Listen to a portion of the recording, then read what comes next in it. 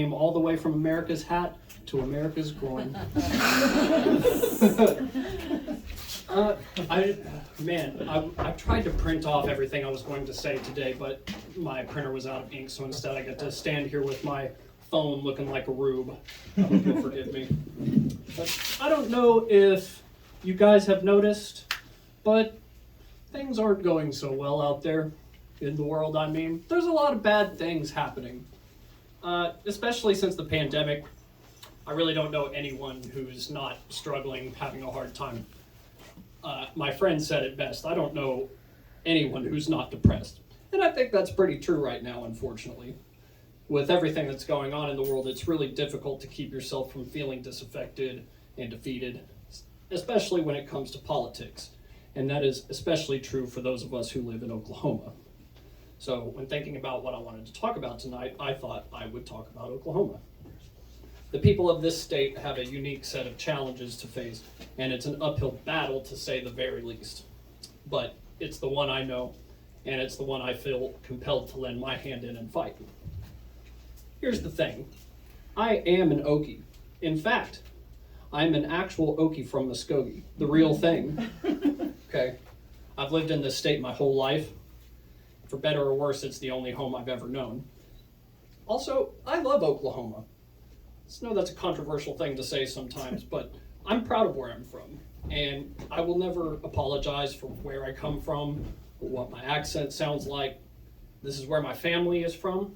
This is where my community is. And the people of this state, the landscape, and its history are a part of my bones and my blood. There is no denying that this land is fundamental to who I am, and I'm proud of that. But here's the other thing. I'm a leftist and also an anarchist. So I'm sure many of you in this punk house basement can relate to my relationship with my home state has always been troubled, to say the least. And I think it's dishonest to claim that you truly love the place you're from without being able to acknowledge its problems. And I barely need to tell you that Oklahoma's had its share of failures. While we're the home state of Woody Guthrie, Sequoia, Quanah Parker, and Woody Guthrie, we're also the home of the Dust Bowl, the Tulsa Race Massacre, and the Trail of Tears. We're one of the most conservative states in the Union, the buckle of the Bible Belt, and there's no denying that our history is stained with injustices whose impact ripple out into the present. And I probably don't have to tell you that the present moment we face in this state has no shortage of its own injustice. It's no exaggeration to say that there's a war on Oklahoma's women who are forced to live under the harshest anti-abortion laws anywhere in the country. The Supreme Court recently overturned the most extreme parts of that ban and allowed abortion in cases where mother's health is endangered. But it's a telling fact that I breathed a sigh of relief at the absolute minimum. Maybe here someday we'll be able to actually come together and decide if women should be able to have control over their own lives or not. We'll see. Also this year, our lawmakers continued their war against human rights by targeting the trans community, attempting to ban gender-affirming care not just for children, but for everyone. Our transgender friends and family are being forced to choose between leaving the state as a refugee, if they're lucky enough to have the resources to leave, or staying in a place that outlaws the very health care that they need and would rather just stamp out their existence entirely. There's no doubt that our state is incredibly hostile to anyone who strays from the status quo and sees things differently. And obviously, I would never blame any of those people who are forced to flee for their own safety. But as someone with a relative amount of privilege who's not being targeted by these laws and who calls this state his home, I personally feel a sense of responsibility to stay and fight for this place and the well-being of all the good people living there. It's super trendy for young progressive Oklahomans to one-up each other about how much they hate where they're from, hate this place, and how ready they are to leave. But it's a lot less common that I hear the much more difficult conversation about what it will take to solve these problems and make this state better. And like I said before, it's understandable to feel disaffected, defeated, hopeless. God knows that I do. Like we don't fit in here and like nothing will ever change. But I can't help but feel like that way of thinking ignores the thousands of people in this state who fight tooth and nail every day to try and make this place better for everybody. When I look out at Oklahoma and the people living in it, overwhelmingly I see a place full of honest, hardworking people who deserve a better life than what they've got. And no matter where you live or where you end up, there's always going to be injustice. It's just a matter of which battle you want to fight, and this battle is mine. Despite everything, I love this place and I want to fight to make it better. And despite all the overwhelming evidence to the contrary, I can't help but be a bit of a hopeless romantic and believe that there is a capacity for radical change. There's no doubt about who has the power in this state, the fundamentalists and the multi-billion-dollar interests of oil companies. But I truly believe that the spirit of the people in this state is one that loves freedom, hates being pushed around and told what to do, and cares deeply about the struggles of the poor and working class. And there are little facts in this state history that illustrate that, shrouded though they may be by the overwhelming trend towards conservatism. Like a woman named Leela Foley, who was from the small community of Taft outside Muskogee, who in 1973 became the first black woman to become mayor in the United States. Or Wilma Mankiller, the chief of the Cherokee Nation, who in the 1980s finally brought running water to Cherokee citizens in the eastern hills of Oklahoma for the first time.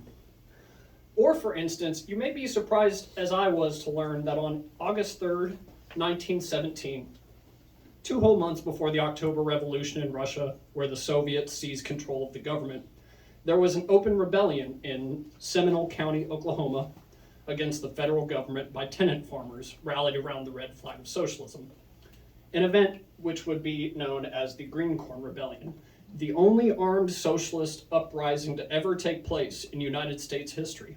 I'll say that again. 2 months before the Russian Revolution, there was an armed uprising in Oklahoma, the only one in the United States that's ever happened. In the decade after 1907, when Oklahoma officially became the 46th state in the Union, over 50% of people were tenant farmers, people who author Oscar Ameringer described as humanity at its lowest possible level of degradation. Tenant farmers or sharecroppers were poor agricultural workers who did not own their land, but rented it from a landlord. In the years after statehood, wealthy land speculators had bought up all the good land in the state and had made themselves unbelievably wealthy by owning cotton plantations in the former Indian Territory. The plantations were worked by sharecroppers who rented the land they worked on. Oscar Ameringer, who visited these plantations, wrote that tenant farmers were living in crude shacks, infested with bed bugs and other parasites. They were suffering the diseases of malnutrition and toiling in the fields up to 18 hours per day. They were extremely poor, and a few bad seasons had made their situation even more hopeless, driving them even further into debt with their landlords and banks. It was in this environment that the ideals of socialism began to proliferate in Oklahoma. By 1916, the Socialist Party of Oklahoma had over 30,000 members, more than the New York chapter, and maintained over 25% of the vote and had party members in political positions all over the state. Oklahoma socialists built a statewide movement, but in a way that was distinct from the industrial North. The gospel of socialism spread through the state with a distinctly Oklahoman flavor, and took the form of week-long tent revivals, attracting thousands of working-class people from all over the state, which hosted radical speakers who spread their ideals with evangelical passion. And when President Woodrow Wilson signed a bill reinstating a draft to recruit soldiers to fight in World War I, tensions began arising in Oklahoma among the socialists. This was an unforgivable offense to the tenant farmers, who, in addition to the mountain of debt they found themselves under, with no relief from the government, now found themselves at risk of losing their young men to a war they did not believe in. Sharecroppers formed a multiracial organization called the Working Class Union, which took the form of a secret society. Tensions came to a head later that year when the draft lottery began, and plans began taking shape to act in open rebellion against the U.S. government. Around 1,000 armed rebels, mostly white men, but also including blacks, Seminoles, and Muskogee Creeks, gathered on the banks of the South Canadian River and made plans to march on Washington. Along the way, they would eat roasted green corn and any beef they could steal, and inspire legions of comrades across the countryside to join them. When they made it to D.C., they would exact their revenge on Woodrow Wilson, repeal the draft, and establish a socialist government in the United States. It didn't work out quite that way, if you could guess. On August 2nd, 1917, a Seminole County sheriff and his deputy were ambushed near the Little River. Raiding parties followed this action, cutting telephone lines and burning bridges behind them as they retreated into the countryside.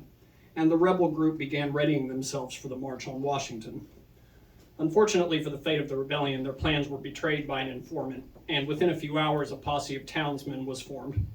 When the posse caught up to the rebels, a few warning shots were fired, and the socialists, expecting to confront federal troops, threw down their arms when they realized the posse consisted of their neighbors and countrymen. Many fled in disorder, and mass arrests followed shortly after. Local papers made sensational headlines about the issue and encouraged hyper-patriotic sentiment against the rebels. The state government used the rebellion as a pretext to pass laws outlawing the possession of socialist literature, and that was the end of the Socialist Party in Oklahoma. You might know the old flag, the red 46. That's when they decided to change it because it was too red. Now we have a blue flag. Although the Green Corn Rebellion was a failure, I think it's an instructive and illuminating example of our state's history, and especially for those of us who feel the way we do politically and also feel like nothing can ever change in this state. The tenant farmers who united around socialism were not at all what we would think of today as progressive. They were cotton farmers living in the most rural parts of Oklahoma in the early 1900s. They were not secular humanists. They were devout, evangelical Christians. They almost certainly had never read Karl Marx. And in fact, most of them were illiterate. The reason that these backwater Okies rallied around the red flag is because they fundamentally recognized that they were the victims of an unjust system. They didn't need to memorize the intricacies of dialectical materialism to understand that they were being pushed around and made to work themselves into the ground by their landlords and drowned in debt by pitiless banks. When the draft was reinstated, there was no mistaking the fact that they had been pushed into a corner with no way out, and they saw no choice but to fight. And how long will we allow ourselves to be pushed around? We may enjoy the relative luxury and privilege of the modern world, but in reality, our situation is not much different from theirs. With the rise of fascism in this country and abroad, with the lack of health care, with the collapse of the world's ecosystems happening right in front of our faces, we too are in a corner. I'll end this with a cliche from the most famous Oklahoman. This land is your land, and this land is our responsibility. It might come a time when we need to gather on the hill and pick back up the plot to kill Woodrow Wilson.